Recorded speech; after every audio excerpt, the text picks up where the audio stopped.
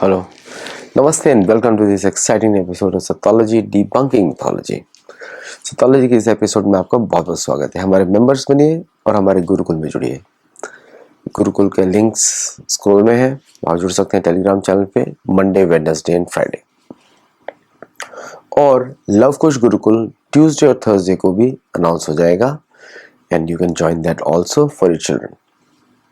चलिए, बांग्लादेश और टर्की और पाकिस्तान तीनों का नाम आया है ब्लास्ट प्रोब में भारत के। और ये इतना सिग्निफिकेंट न्यूज़ है कि आप शॉक हो जाएंगे किस तरह फंडिंग हुई क्रिप्टो के थ्रू।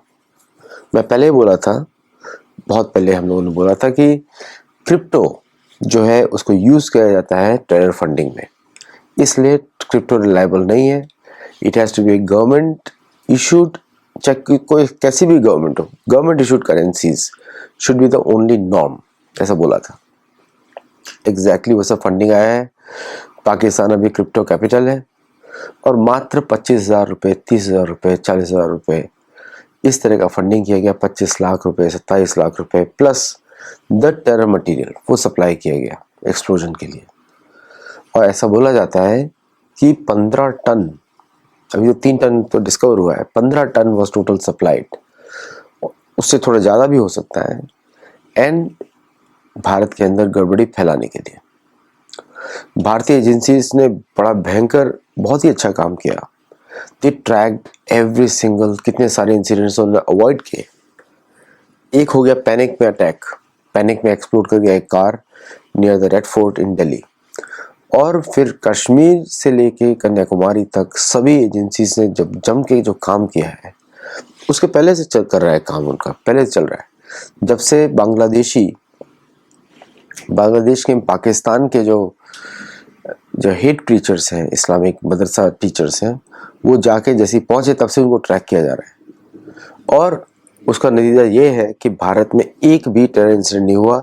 एक जो हुआ पैनिक ब्लास्ट हुआ, डर के मारे कार फट गया या कुछ हुआ, आई डोंट नो एग्जैक्टली क्या हुआ, because the reports are going to come out. But generally panic attack था, वो पैनिक में वो कार एक्सप्लोड की गई इन Lal Chowk, in red fort.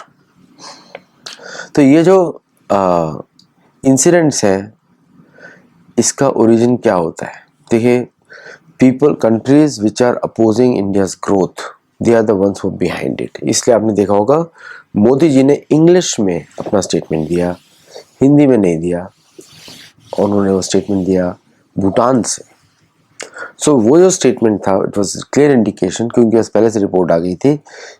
ये उन देशों का काम है जो इंग्लिश में बात करते हैं। तो बहुत सारा चीज़ें डीरल होगा इसके साथ। और प्लस बिहार इलेक्शन विक्ट्री के बाद अभी जो है माहौल बदलने वाला है पूरे देश का। अब जो है पूरे विश्व में एक तरीके से हलचल मचने वाली है। कल से शुरू हो जाएगा काम, है मंडे से। आज जो संडे है बड़ा शांत संडे है, लेकिन मंडे से बहुत कुछ न्यूज़ बाहर आने वाला है धीरे धीरे।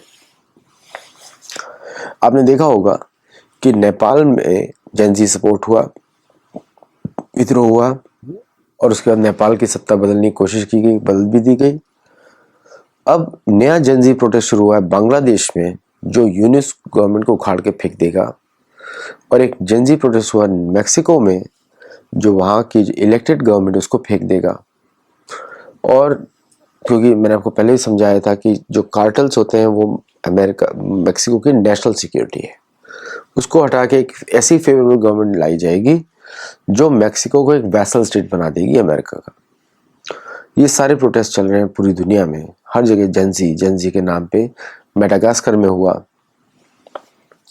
और भी अनेक देशों में उनका चल रहा है प्रोग्राम। पूरा एक लिस्ट है उसकी, वो इस लिस्ट में आपको मिल जाएगा, स्क्रीन पे भी आपको दिखेगा। तो ये जो प्रोटेस्ट है, ये क्यों चल रहे हैं सडनली? इन सब के पीछे अदृश्य राज्य काम कर रहा है। यूके का, यूएस का और कनाडा, ऑस्ट्रेलिया, न्यूजीलैंड तो काउंट ही नहीं करते।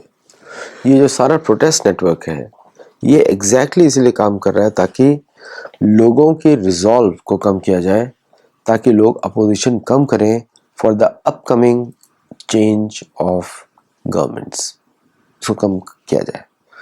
तो ये जो पूरा इंसिडेंट है, ये इंसिडेंट्स है भारत में जो ब्लास्ट हुए और इसके पीछे भारतीय एक्शन जो चल रहा है, उसमें आप देखेंगे कि बहुत सारा नेवल एक्शन, काइनेटिक एक्शन भी आपको देखने को मिलेगा थोड़े दिनों में, क्योंकि किसी को भी नहीं छोड़ा जाएगा। अभी तो सबसे पहले जो टेरर हुआ है उसके इंसिडेंट का पूरा रिपोर्ट जांच होनी चाहिए, ताकि एक्चुअली पता लगे कि भारत के अंदर कौन सा नेटवर्क है, और एक तरीके से भारत के अंदर नेटवर्क पता लगेगा तो then you can solve the problem. देखिए, मेरी बुक थी, आपने पढ़ी होगी, किसी ने नहीं पढ़ी होगी तो उसको जरूर देखिएगा, Narad the making of A statesman.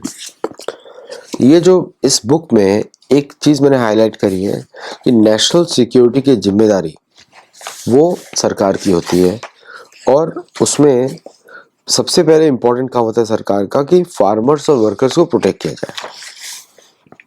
और अगर साधारण लोगों पे अगर इस तरह का अटैक होता है तो ये एक तरीके का लोकल लाइफस्टाइल को बंद कर देता है, ख़त्म कर देता है, और लोकल इकोनॉमी को ख़त्म कर देता है। वहाँ पे डर का एक तरीके का माहौल बन जाता है।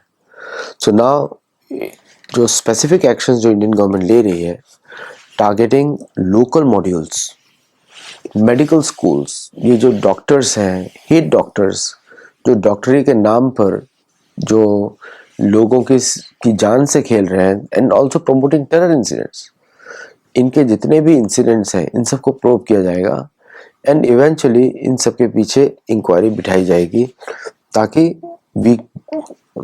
सरकार उधर तक पहुंचे। बहुत सारा स्टेप्स लेना चाहिए सरकार को, और ले भी रही है। सबसे पहले तो फॉरेन इन्फ्लुएंस को देखना पड़ेगा, because the foreign influence is the main problem. The foreign influence जब आता है समाज में तो वो समाज की जड़ों को खाली कर देता है, खोखला कर देता है। तो फॉरेन इन्फ्लुएंस बहुत सारा हुआ है, आप देखते हैं भारत के अंदर बहुत फॉरेन इन्फ्लुएंस चलता है, through embassies, through church, through mosque, इन सब से चलता रहता है, क्योंकि ये सारे इंस्टीट्यूशंस जो है फॉरेन इंस्टीट्यूशंस हैं।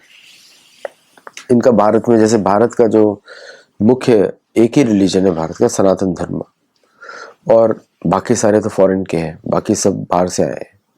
तो या वो होम ग्रोन भी है लेकिन with foreign influence, some of them.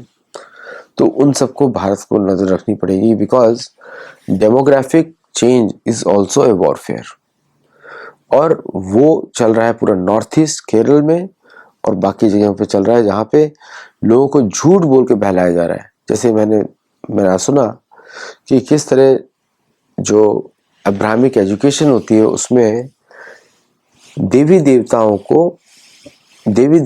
को उनमें एक शैतान के रूप में दिखाया जाता है, which is also an attack on Bharat.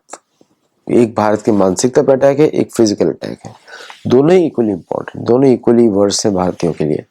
तो सरकार को इन सब जगहों पे भी ध्यान देना चाहिए। सेक्युलरिज्म जो होता है, पागलपन होता है, वो वेस्ट के लिए अच्छा है, जहाँ पे church is separate from the government, Bharat में अप्लाई नहीं होता। सनातन धर्म एक सेल्फ इंस्टीट्यूशन, और एक वो ऑर्गेनाइज्ड, दुनिया का सबसे पुराना ऑर्गेनाइज्ड भी है, लेकिन वो मॉडर्न तरीके का नहीं है। It is based on people's preference and the freedom of choice. तो वो भारत का मुख्य, बोल सकते हैं भारत राष्ट्र का, भारतवर्ष का वो एक सिस्टम है। तो इस पर अटैक किया जा रहा है ब्राह्मणों के द्वारा, आप देखिए रहे चर्च के थ्रू, मॉस्क के थ्रू। तो कैसे उसे बचा जाए? एजुकेशन। आप लोग सीखिए, हमारे गुरुकुल में जुड़िए, सीखिए वहाँ पे क्या धर्म होता है, कैसे अधर्म होता है, क्या अधर्म होता है, और उसके आधार पर आप डिसीजन लीजिए, क्योंकि हमारी सबकी सुरक्षा हम सबका दायित्व है, सिर्फ एजेंसीज का ही दायित्व नहीं है।